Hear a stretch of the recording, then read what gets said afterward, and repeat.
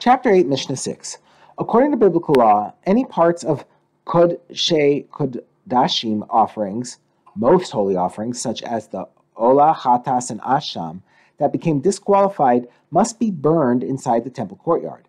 This includes meat that became tameh. However, in certain cases, the rabbis suspended this obligation and decreed that tameh meat be burned outside the courtyard, so as to avoid bringing tumah onto the temple grounds or keeping it there. The next two Mishnahs discuss when tameh meat is burned inside the courtyard and when it is burned outside. We now turn to the words of the Mishnah.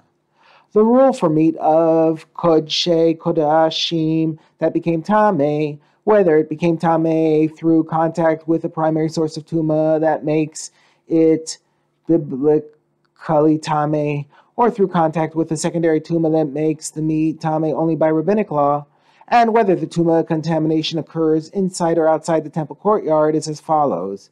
Beis Shammai say in all of these cases the contaminated meat should be burned inside the courtyard, even though doing so will mean that the meat has to be brought into the courtyard or kept there for longer, except for meat that became tameh through contact with a primary source of tumah outside the courtyard.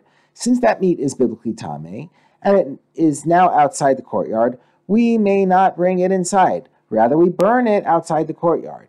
But Beis Hillel say in all of these cases, the contaminated meat should be burned outside the courtyard, so as not to bring tumah onto the temple grounds or hold it there, except for meat that became tameh through contact with a secondary tumah inside the courtyard. Since, in this case, the meat is only rabbinically tameh, and in addition to that, it is already inside the courtyard, it is not necessary to remove it before burning it, and the meat should therefore be burned in the temple courtyard.